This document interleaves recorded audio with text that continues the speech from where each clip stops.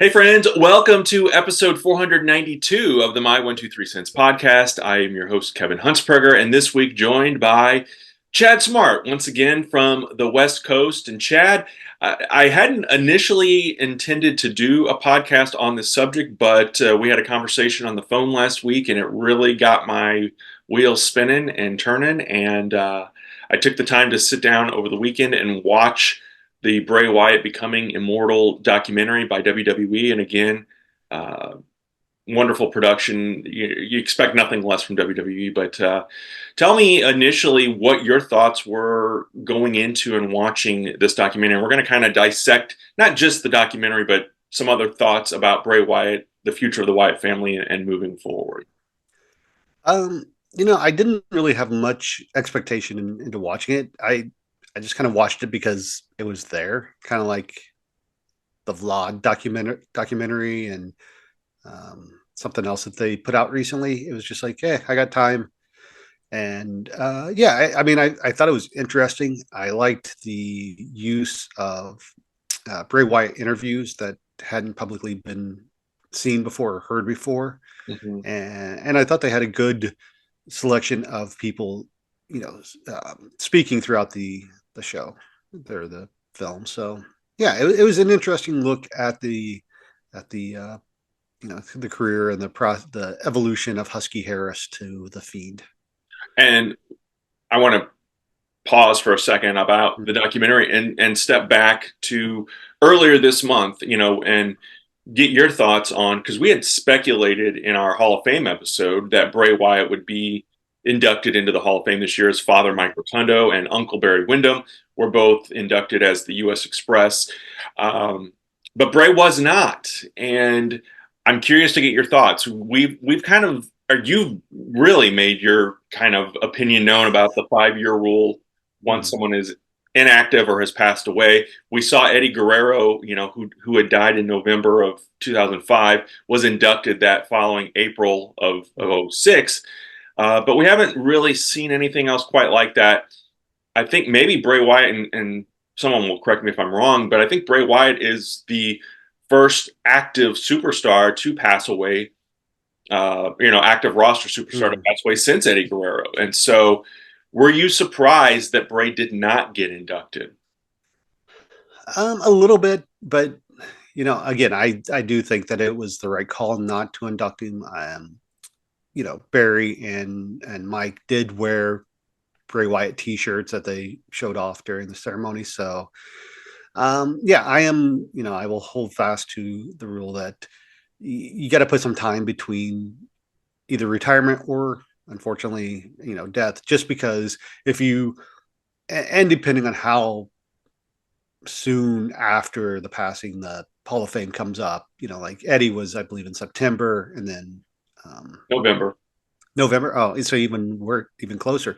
That to me just again, it just feels like exploitation where you're just trying to take the sympathy vote and get the fans into it. But yeah, and then of course, someone like Rey Mysterio who's still actively competing. I don't think I think if you're active, you shouldn't be. I don't care how long you, but if trying to think of someone who's got a long career going right now. But like the Undertaker shouldn't have been inducted until um, he was done. It was Yeah. His career was over. But that's my own personal feelings. I don't. I mean, I guess I'm a bad wrestling fan. I'm not going to go online and complain if they do induct him sooner than that. I just go like, yeah, it's not my call. But yeah, I think I was a little surprised that Bray wasn't inducted, but I think the class that they had was fine. Two other notes about Hall of Fame, and obviously we're under a new leadership run, if you will, and I think Vince was always very adamant, or seemingly so, about how many posthumous inductions Mhm. happened. But this year we had two with Muhammad Ali and Leah Maivia.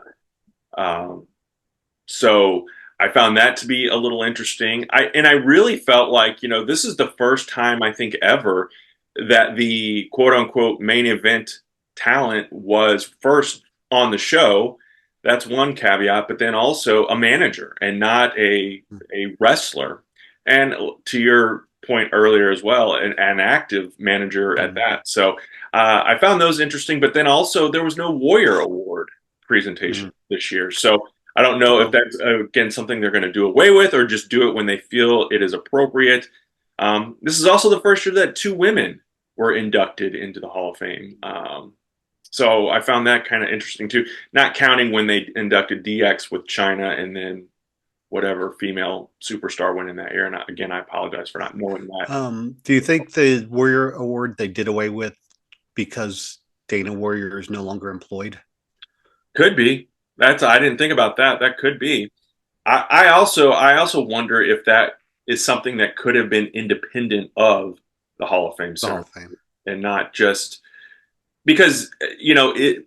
I don't know how they classify it. I guess I haven't paid a close enough attention, but like I don't think Joan London is listed on the WWE Hall of Fame page. Maybe she is. I don't know. She's a Warrior Award recipient Mhm. from several years ago for her work with the Susan G. Komen Breast Cancer Foundation. But yeah, so I don't know. Kind of veered off here for just a minute to talk about Yeah, Hall of Fame. that's okay. I had a comment that I'll share with you afterwards Okay.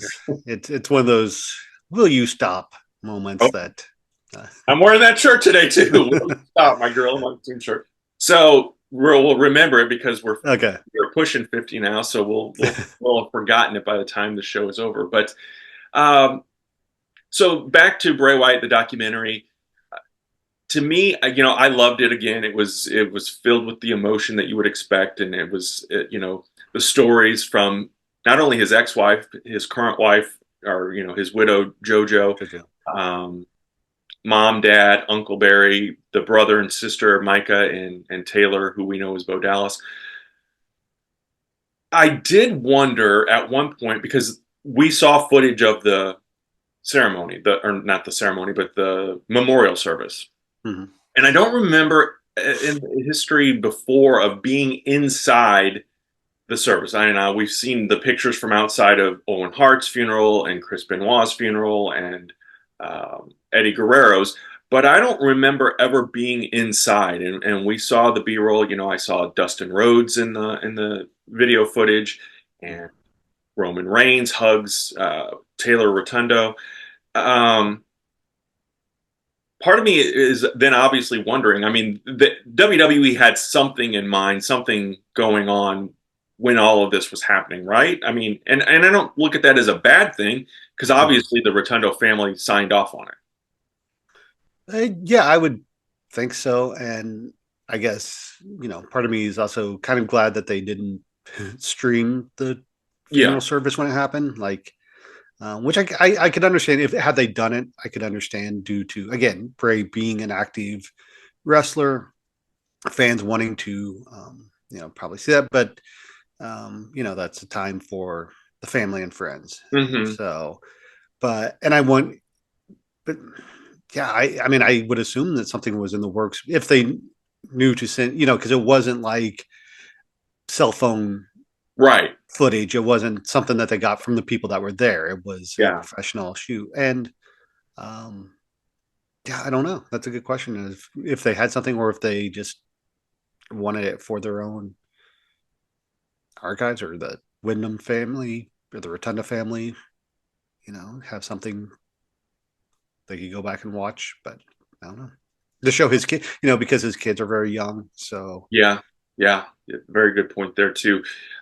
Bray Wyatt, obviously a third generation superstar, grandfather Blackjack Mulligan. His dad is Mike Rotundo, as we have established, and uncle was Barry Windham, or is Barry Windham.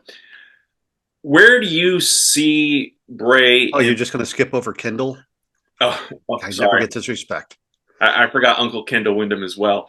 But yeah, where do you see Bray Wyatt in the uh, structure, if you will? Because, in WWE, he obviously had some ups and downs. Personally, I was a fan of the Husky Harris persona, the character. But watching the documentary, I do get where that moniker was probably not flattering and probably a bit insulting. But I liked it. But obviously, then that evolution to Bray Wyatt and eventually the Fiend, to me was incredible and puts him uh, as probably, depending on how much more they were going to do with him in the future, I would say the most successful of the Wyndham Mulligan Rotundo family. Yeah, definitely. I mean, I don't remember, by the time I started watching wrestling, Blackjack Mulligan was past his prime and was Yeah. just showing up. And it's funny because I just saw a video the other day where it was like top 10 superstars that peaked early in their careers, and Barry Windham was on that list. And they said Oh like yeah. he never really lived up to the potential, either due to, his personal stuff or the fact that he, was jumping around from WWF to WCW a lot and just never really stood in one place long enough to cement him. And then Mike Rotunda, yeah, he was. I mean, he had a good run as IRS, but then you look at his WCW stuff, which was never really after the Varsity Club. He was more of a JTTS, Hmm. So I think that Bray, yeah, probably was the most. It's an interesting career path. Again, I don't think Husky Harris was going to set the world on fire just because I don't think that. I mean, there wasn't much character there when he Right, was right. out. So the evolution into Bray, I'm not thinking back, watching that documentary and then thinking back on it. I'm not really a big fan of the Fiend, and I probably touch on it a little bit later. But I think the Fiend kind of, I think the idea was bigger than the execution. Okay. And we will get there and talk more in depth on those aspects of it. And again, there's no real structure to this podcast. We're just kind of riffing and freestyling. And one of the things that stood out to me was people in the right places saw some potential. And sometimes I think when superstars or people who are trying to get their foot in the door are playing at one time and for 40 plus years, we're Uh-huh. playing to an audience of one, being Vince McMahon. And I think that Triple H, and again, I don't know how much of this is part of the storytelling of the Bray Wyatt story, and how much of it is what actually happened. I tend to believe that a lot of this is what happened. Triple H saw something there and believed in him and brought him back down to FCW, or I don't think it was NXT yet, or it might have just started becoming NXT, and working with him and developing that character work. Um, and I think that's where the benefit of not just one person in charge comes into play, because what Vince McMahon likes or doesn't like, Mm-hmm. how many other potentially great characters and superstars did we miss out on because they didn't pass the Vince test? Yeah, or you could even look at it as if it had stayed with Husky Harris just in general, just Yeah. how many wrestlers have not found that character that worked. But yeah, and with Vince, he could like something on Monday and then by Friday change his mind. Yeah. So, um, and I think, also you mentioned Triple H, but how much influence did Dusty Rhodes have in those early Bray Wyatt days, Mhm. when he was leading FCW and NXT and, Yeah. um, that's, I mean, if we're talking documentaries, that's the documentary I would like to see, is the early, focusing on the early days of NXT to see how it was run and see, I mean, we've seen bits and pieces through this documentary, through Tough Enough, the last time they did that. But um, yeah, I mean, I definitely would credit Dusty as being a big uh, influence and helping shape the character. Hmm. But but definitely, yeah, with Vince there, and I don't know, it's a good thing that Vince, I guess, liked it as long as he did. Yeah. But then you look at, again, I was looking at Bray Wyatt's WrestleMania matches, and I think he had 5 matches, and two of them, the one with the Undertaker was fine, and then the Firefly Funhouse match, which was just a creation of its own, Hmm. due to the pandemic. But his matches with Orton and his other match with Cena were not. I don't know. I think they were down points in that career or in that character development. So do you believe that at WrestleMania 30, which would have been his Mania debut, I believe, Yeah, should he have beaten John Cena? definitely. If you're going to position him as, you know, this new, I mean, I feel like there was always, and then maybe it was just talk online, but there was always speculation that he would be the new Undertaker Right. going forward. Not necessarily, an undefeated streak at WrestleMania, but he was going to be your supernatural character. And I wonder, going back to WrestleMania 29, when Fandango beat Chris Jericho, and then they never did anything with Fandango after that. If that has had some lingering, because I mean, you can look at other matches since then where a new seemingly potential top guy has come in and then lost at Mania because it's like, Mhm. well, until you get established, we don't want to have to look back and be like, what were we thinking? So had the Bray Wyatt character beaten Cena, but then not gone on to have any longevity, would it have been, you know, a questionable outcome? Whereas now we look at it and say, well, it was a questionable outcome that Cena won. Right. Right. And it's interesting too because, and I agree with you. I do think that Bray should have won that one, and I would almost go so far, and we can talk about this now or in a little bit as well. The year later, when Bray wrestles the Undertaker, now the streak was already beaten for the Undertaker. Yeah. I would almost have advocated that Bray breaks the streak at WrestleMania 31 instead of Brock doing it.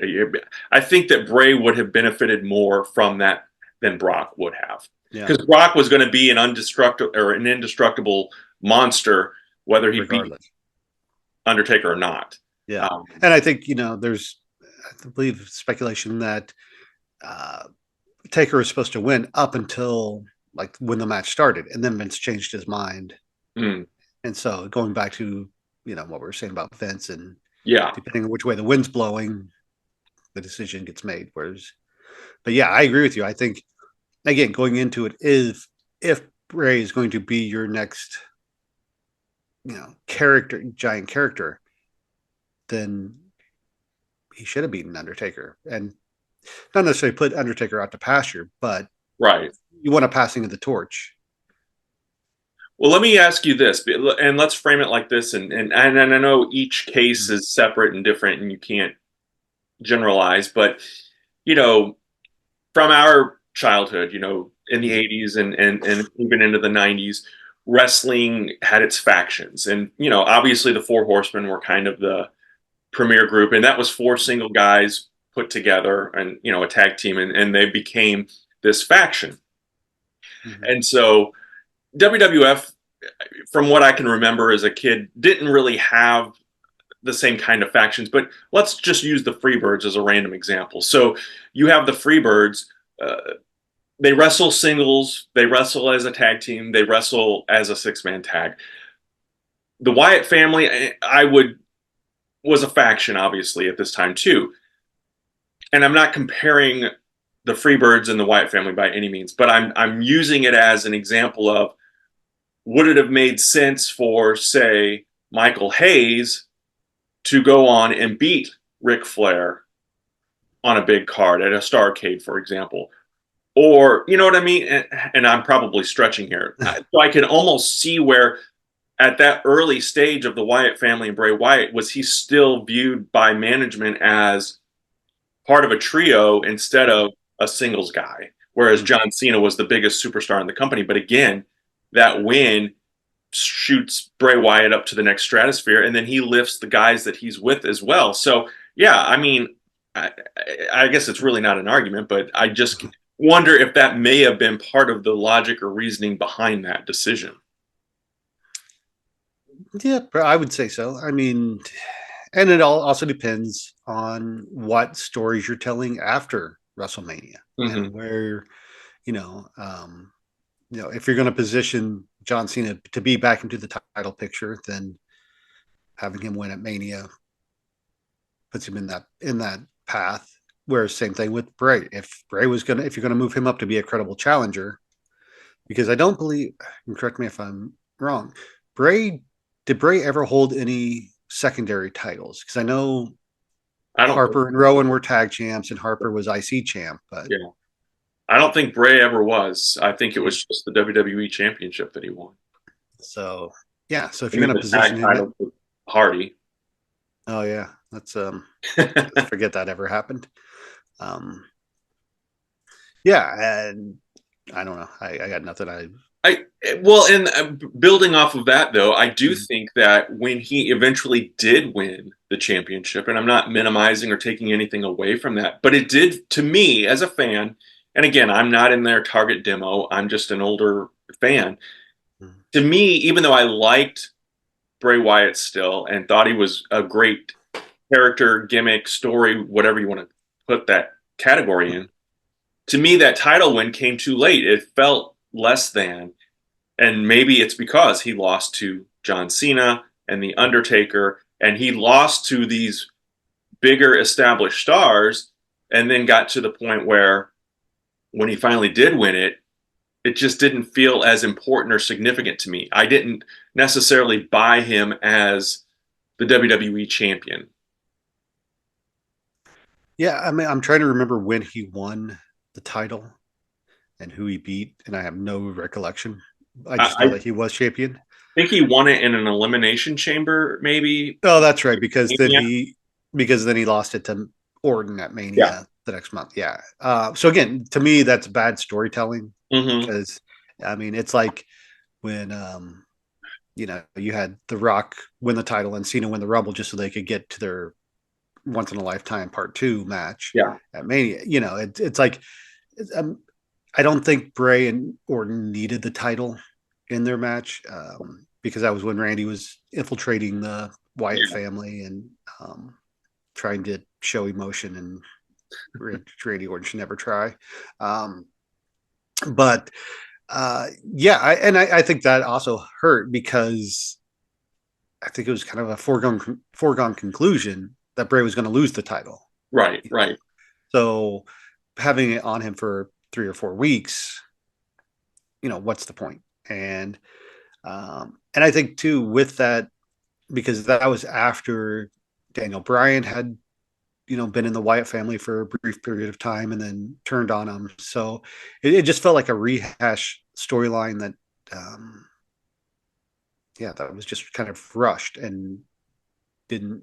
And then, like I said, the other problem is the match is at Mania with Orton. Because that one, the first one for the title, was the one where they had the projection screen on the mat of the Hmm. maggots and the worms and whatever, and it just like it's like they took the supernatural element too far. Right. That Yeah. it didn't make sense into what was happening, and and I don't know if the people there in that at WrestleMania could see the projection of what was on the mat, or if that was just something that the home audience would see because then we got the overhead shot.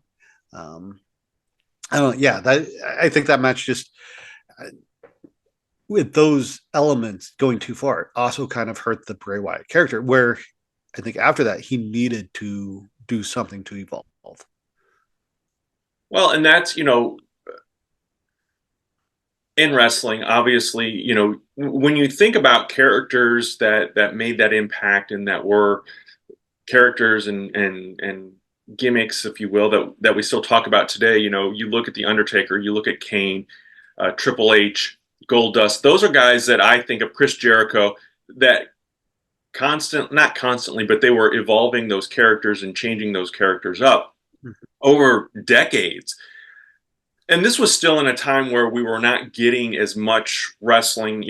Things were obviously ramping up with SmackDown and Raw, but and then monthly pay-per-views. But man, it seems like now wrestling and these guys are getting overexposed, maybe a bit too extreme, but they're on a lot.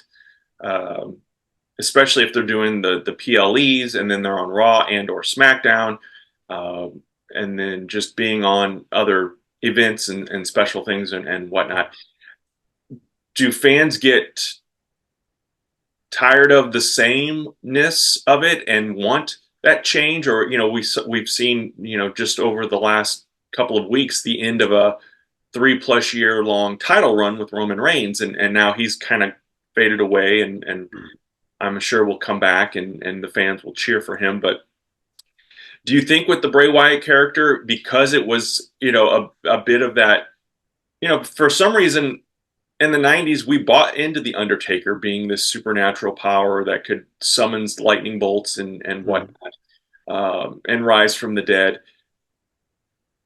Was it too far fetched for the Bray Wyatt character to be in that same supernatural vein? I question and wonder, because the initial Bray Wyatt, to me, the Cape Fear Robert De Niro Mm. inspired Waylon Mercy. character, Waylon Mercy. I was trying to think of Danny Spivey's name.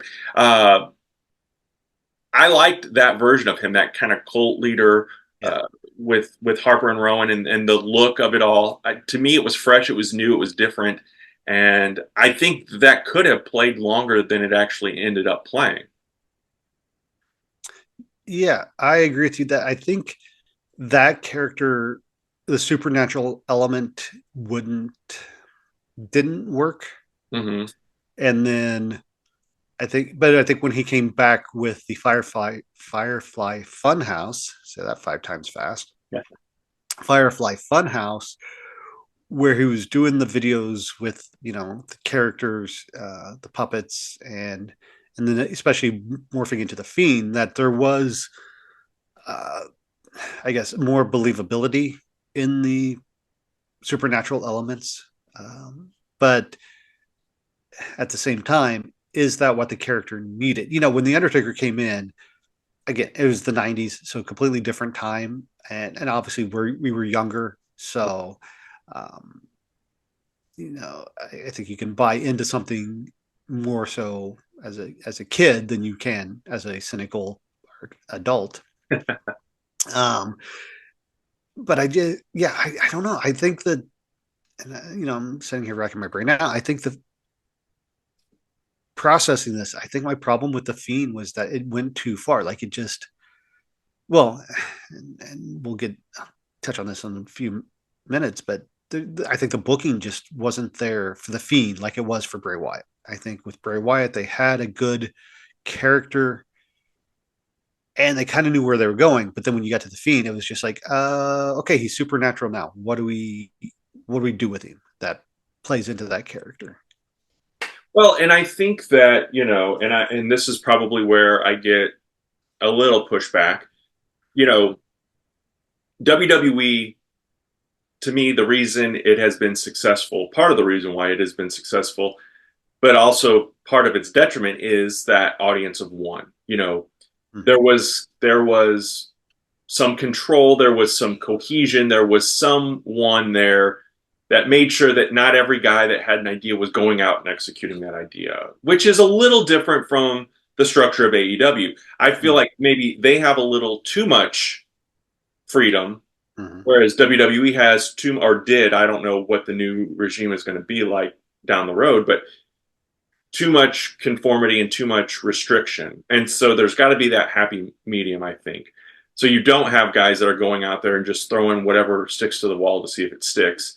And I almost wonder with Bray Wyatt and the Fiend and that character as it evolved, because they did talk about how much influence and control he had in aspects of that character. I wonder if part of that was it just spilled over and just boiled over and was becoming a bit on the ridiculous side. And again, we're viewing this as 40 and 50-year-old something men, and not a 13 or 14-year-old that is probably their key demo audience at this point. So it does become an interesting argument, if you will, that how much creative control is appropriate, because yeah, you've probably got some guys that walk in, and women that walk in and have no creativity, no ideas, and are going to do whatever is creative gives them, Mm-hmm. versus those who are ultra creative and want all that control and autonomy of developing their character how they see fit and how it should go.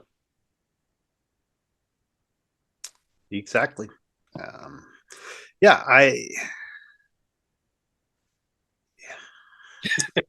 I'm kind of stumped on how I want to phrase this. I don't know. I do think that Bray maybe had too much control, or maybe not even too much control. I think the ideas were just so big, and how do you execute them into a 3-minute segment, Yeah. or how? And we've discussed previously on past episodes the difference between a character and a gimmick, and Yeah. how do you translate a character into a good, or a gimmick into a good match, Hmm. and tell the story in the wrestling ring. And that's where I think the Fiend got lost, is in the match. I think the Fiend character was good. The Fiend wrestler was not. And I would argue that the Fiend and Bray Wyatt should have been separate. Mhm. He should. Bray Wyatt should have been the host of Firefly Fun. This, and again, I'm just a fan, and I'm just stating my opinion. I'm not saying that I have Right. any better ideas or what anything. But as a fan, I loved the Firefly Funhouse stuff. I loved it. Yeah. It was a throwback to like the Pee Wee's Playhouse from when we were kids and or teenagers, and Uh-huh. and that kind of silly, campy '80s. It put off that vibe to me. Um, and obviously, Wyndham Rotundo plays both of these characters, but I think that the Fiend should have been just the Fiend. And they always Mhm. said the Fiend to Bray Wyatt. And I mean, I know we all know it, but Yeah. I think there could have been some separation. And I don't know what that accomplished. Well, and I mean, in that regard, is it the same thing as the demon Finn Balor, Hmm. Exactly. Exactly. Yeah. I think that there where should have been a better separation of those two things. We know who it is. It's kind of like I'm trying to think of someone that would have been, if there even was anyone that we ever saw that did it where you well, I could think clearly separate. in this context, I think it'd be like Bruce Banner and the Incredible Hulk, Right. Yeah. where Finn Balor and Bray Wyatt are the guys that you get in most matches. And then when things escalate to a certain point, that's when you bring out the Yes. Fiend and the Perfect Demon. example. And yes, we know who they are, but now it's a whole new persona. Yeah. Yeah. Because they didn't say Bruce Banner the Hulk Oh, yeah. is saving the day or whatever. Yeah, that's perfect. That's perfect. I like that. Um, but yeah, so and obviously, and kind of the part that I want to bring all this together with is the Mhm. Wyatt family. We had Luke Harper, Mhm. we had Eric Rowan, and then eventually Braun Strowman. Um, Luke Harper eventually leaves the company and goes to AEW as Brody Lee, but they broke the family apart at some point as well. And I do feel like I don't think they ever had a big blow off where they all feuded, but they just Mhm. kind of went their separate ways. And Harper and Rowan, Harper had an independent or a singles run for a bit and won the IC belt, like you mentioned, but then eventually he and Rowan reunite and team as the Bludgeon Brothers. And I think Bray was still kind of there and did some stuff with Braun. I know he and Braun had a bit of a feud, and I think he beat Braun maybe at one point for the championship too. I think Bray had two title runs, and I think one Okay. of those was beating Braun, but I could be wrong. Anyway, I'm saying all that to say, um, the Wyatt family became this thing, and then when the Fiend kind of went on his own and had Alexa Bliss for a little bit Mhm. and did all of that, the Firefly Funhouse, and then those characters came to life at Extreme Rules in what was it, 2022, and then we saw the introduction of some new characters, this Uncle Howdy, which is who I want to talk about a little bit more as well. Mhm. We now know that that was Bo Dallas, Bray's brother. So now that Bray Wyatt has passed away, he's not come. Obviously, we're not going to see the Bray Wyatt character come back. Can they move forward? Because there are obviously been teases and hints, and even over the weekend as we're recording this, I've read speculation of what's happening. We watched the documentary, and if you watch all the way to the end. If you haven't, spoiler alert. Um, they were good with the Bray Wyatt character of putting in these little Easter eggs, and they've been doing it on SmackDown. I don't know about Raw, but there have been Easter eggs kind of teasing the return of the Wyatt family, for lack of a better word. And I don't know if it's the Wyatt family or if it's the Firefly Funhouse characters or what we're going to see, but I think something is coming. And my question to you, Chad, is can this, and you listening and watching, weigh in the comments, can this continue and can this be successful? Obviously it can continue, but can it be successful without the principal character, Bray Wyatt? I'm going to give you my short answer, and that is no. Yeah. I'm going to say, can it? Yes. Can it? Let me rephrase. Can it go without Bray? Yes. Will it be good? That's where I don't know, because watching the documentary, it seems like Bray was the one, the idea man. He was the one who was always, like, oh, I got this idea. I want to do this. I want it to look like this. I want, the story to be this. Whereas nothing against Taylor Rotunda or Bo, and I think the Bo Dallas gimmick got shortchanged on the main roster, because I think it was great. I don't know if he has that same creative mentality, and that's only because I haven't seen it. I haven't, hasn't been given the chance. So if you're going to do this, that's what it's going to hinge on, the creative aspect and the storytelling aspect.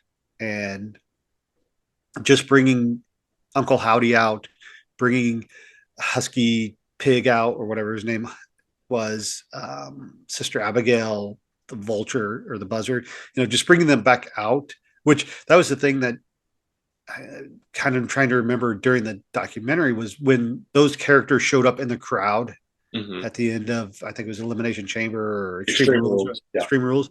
It was like, okay, this is interesting, but then they never did anything with those characters. Right. And I think that's, and I don't remember the timeline of how long it was until Bray was off, off camera. It wasn't long. So that was in October of 22. He wrestled LA Knight at Royal Rumble in January of 23. And that's it. And then I think they had one more match in February of 93 or of 23. And he was gone. Okay. So maybe we just didn't get the opportunity to see that those characters come to fruition. But yeah, and then I think it's also going to be important, if you do bring those characters back, who you have under the mask, to take it, use this analogy. I don't know if you watched the Dark Side of the Ring about Terry Gordy, but when he came back as the Executioner, in WWE, he had severe brain damage. And so he wasn't the Terry Gordy that fans knew. Yeah. So putting Terry Gordy under a mask wasn't, I mean, they said they did it to save his, save face with him. So fans that didn't know. Sure. But you weren't taking, when you put John Cena under a mask and call him Juan Cena, you're still getting John Cena. Yeah. Yeah. So if you take, I don't know, if you take guy in NXT that isn't doing anything and put him under a mask, you're not really losing anything. But if you bring Eric Rowan back and put him under a mask, are you getting Eric Rowan? I think I made a point in there, but I'm not really sure. Yeah, no, I get it. Because I'm going to tie this to Hollywood as part of my reason why I don't think it's going to work. It won't be the same, obviously. And I feel like a wrestling connection to this would be, Chavo Guerrero after Eddie Guerrero died. They tried, and I don't think the fans bought it. I think as much as the fans loved Bray Wyatt, they equally loved Eddie Guerrero. But I don't think just because that brotherly or that family connection, I don't see it working. And if you look at Hollywood, look at back in the day when John Ritter died. He was the star of 8 Simple Rules for Dating My Teenage Daughter. And when he died, the show went on for another couple of seasons. They brought in some replacement characters, but it was not the same show. And not that I watched religiously either versions of that show, but I feel like that show would have been on a lot longer had John Ritter not passed Yeah. away. And by the same token, if you look at, I think maybe one successful, and successful is a relative term, and I don't mean this to sound derogatory, but when David Von Erich died in Mm. 1984, and he was going to, by all accounts, was going to be the guy to beat Ric Flair, the Von Erich to beat Ric Flair. And when he died, they continued on with that and ended up going with Kerry to do that. And it was a short lived title run. But I do feel like that's an example of where taking that tragedy and carrying on, and it was successful at least for a little bit. But I question and wonder. But I don't think fans would buy Bo Dallas coming back either at this point. I don't know. I feel weird even talking or saying these Yeah. kinds of things because I do think Bo Dallas was great in NXT, but he did not translate on the main roster. And I don't know if that would be. Yeah, go ahead.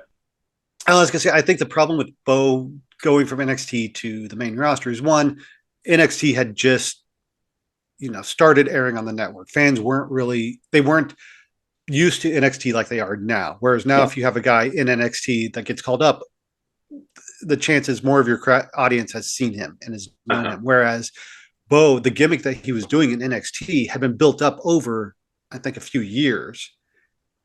And then they just took that gimmick and automatically put it on the main roster. And everybody's like, I don't get it because I don't know the backstory. Yeah. So I think that's the problem.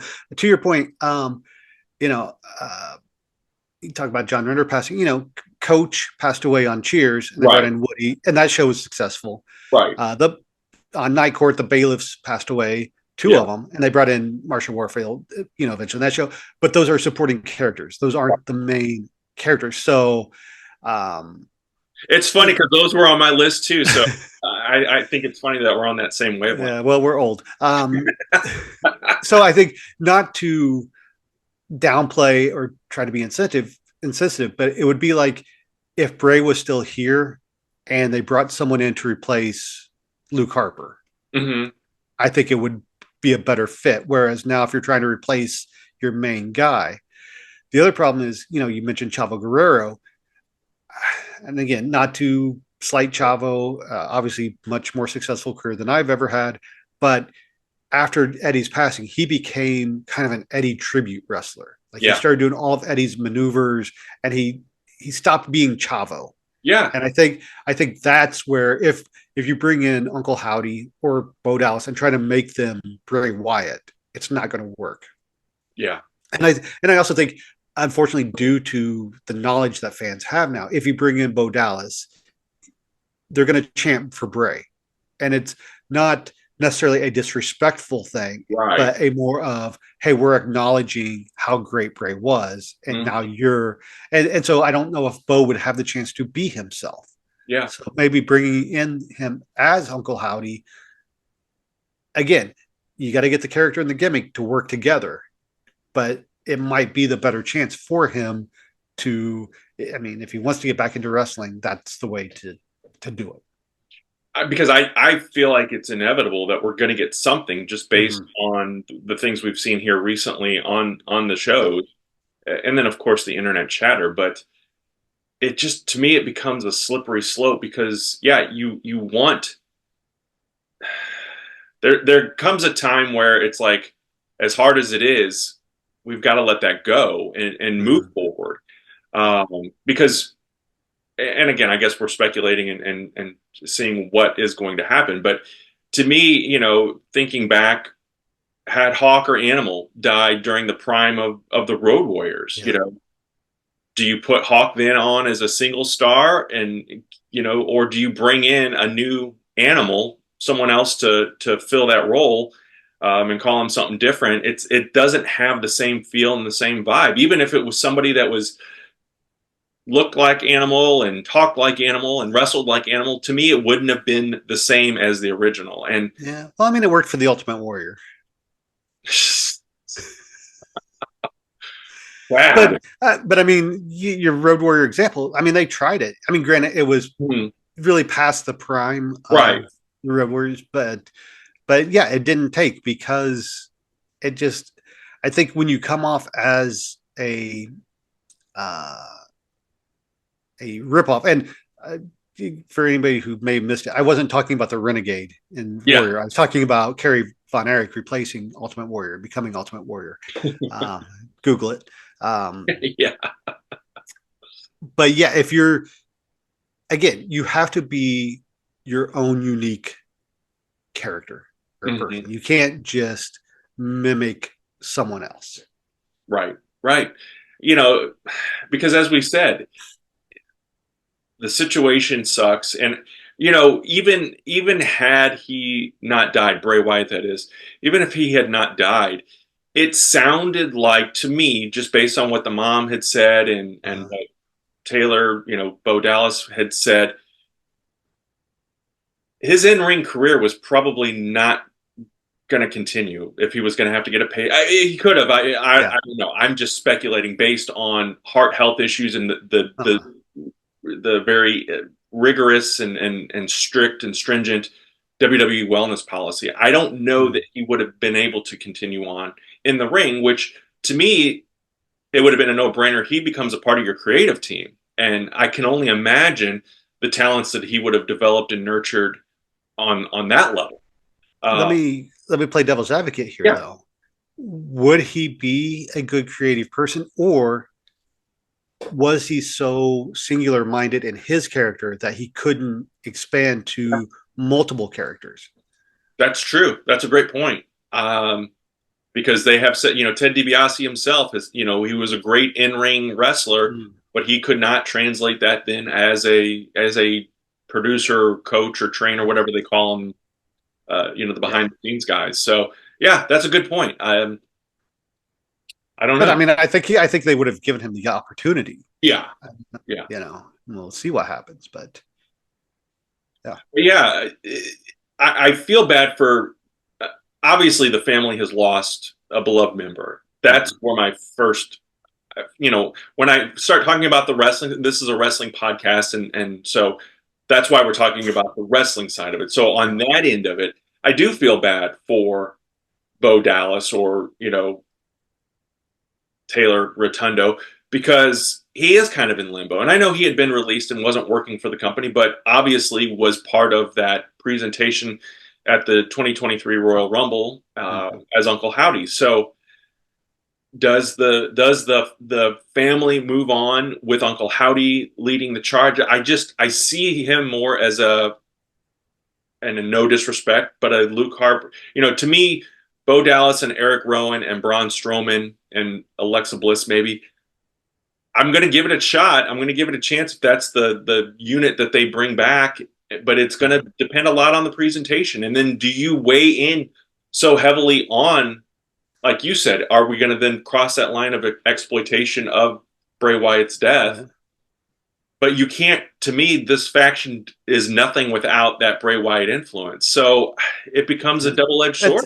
It's going to be a fine line to cross, and that also you know with the Uncle Howdy character, how much did Bray and Taylor discuss the character? Mhm. Obviously, like I said, Bo Dallas was portraying the character when he would show up, but he didn't really do anything. Right, right, right. So, does Bo know what the character was supposed to be, or is he going to make it his own? And there's no right or wrong in this scenario. It's just, again, it goes back to what I've said a couple times already. It has to be a full-fledged character and not, as you just mentioned, it can't just rely on, hey, remember Bray Wyatt?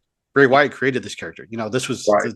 the alter ego of Bray Wyatt. It's just, you're going to have to make, and I mean, based on the Uncle Howdy image that we've seen, I don't really have a lot of not faith, but a lot of expectation for that character in the ring, Hmm. if that makes sense. Right. Well, the other thing that I would question too is they have pulled the curtain all the way back. Yeah. We have seen how the sausage is made, so to speak, with this documentary. So then does it become hard to, because in the 90s, in the 80s, Mhm. we didn't have these documentaries. We didn't know Mark Calloway. We didn't know Mike Hegstrom. And, Yeah. we didn't know these characters We didn't as know the Warrior. personas. Yeah, you know. So does exposing it in that regard hurt or does it help? Because we are a curious society. People listen to hours of wrestling podcasts to hear the behind the scenes scoop. You know, people wanted to see the all out fight on AEW, and so we're curious by nature. Yeah. And does that curiosity lead to the? Because I don't think there's any other industry like would we sit there and want to know everything there is to know about the Terminator? You know, and I'm just throwing out a random movie, but Yeah, I you got three know, letters for you. TMZ. they've ruined society. Yeah. Well, to that point, look at Sting, the wrestler, not musician. No one wants to know about the musician. Tantric, 6-hour sex. Come on, man. But, we never saw him as Steve Borden Right. through his career until like the last few months of his AEW career when it was winding down. Mm-hmm. And then that's, he brought his kids into the picture to, before we'd never seen them. I didn't realize how young his sons were. I thought they would have been much older. Yeah. But again, that's at the tail end of the career where you're like paying respect to Steve, not necessarily Sting, because you're paying respect for the guy for the career. Mm-hmm. Whereas coming in now with, with these new characters, it's going to be, I don't know. It is. And I do think, unfortunately, the curtain has been pulled back too far, where I think they're, especially in the characters like this, where you need an air of mystery, where you need, something where you don't know everything. So you don't know. I mean, when Bray came back with Firefly Funhouse, I'll get it right one of these days, it was completely different. And it was not what you expected. And it was changed up. But, when he first debuted as Bray Wyatt, you got the Husky Harris chance. Right. Because fans knew who he was. And fans can be moronic at times. And instead of giving something a chance, just latch on. So, and I think now, especially knowing, like I said, with this documentary out and just knowing, once Bray passed, the wealth of information that came out about his life, are the fans going to sit back and enjoy the ride, or are they going to try to be like, oh, we know what happened behind the scenes. Oh, I got to chant, whatever. Yeah. Just to be like cool and edgy. And, I'm going to record myself and put it on TikTok and it's going to be like, I'm going to go viral, which says more about our society than it does wrestling. But yeah, that's true. I agree. Chad, any other thoughts or feelings as we wrap up this week's episode? Obviously, like everything, wrestling is a never-ending story, and we'll have to wait and see. And if this becomes successful, if it fails, either way, time will tell. But I'm going to obviously be rooting and cheering for Taylor Rotundo and whatever he chooses to do and moving forward. And I hope that he gets another opportunity, because I do think, like we said earlier, the Bo Dallas character did kind of get gypped and on the main roster. Yeah. But what happens next with all of those other folks? Eric Rowan has allegedly canceled all of his indie bookings. So I do, again, believe something's coming. And with all the hype and build that it's gotten, I hope it's successful. But I also hope that those characters or those folks are able to build and take this tragedy and then build it into something, and that it's not all done in vain and then tarnishes maybe the Bray Wyatt, the Wyndham Rotundo legacy. So we'll see. We'll see. Yeah, no, I agree with you. I think, again, as fans, we need to give things a chance before just, dragging them through the mud and critiquing them online. But I'm going to be cautiously optimistic, because I think, again, the talent is there, but it's how that talent is used. Yeah. Well said, Chad. Friends, thank you for listening and or watching to this week's episode. We want to hear your thoughts as well. Weigh in, leave a comment, leave a review. Is the new Wyatt family or the speculative new Wyatt family going to be a success? If it happens, let us know in the comment section what you're thinking and feeling at this time. Thanks again for listening, watching, subscribing. We will talk again very soon.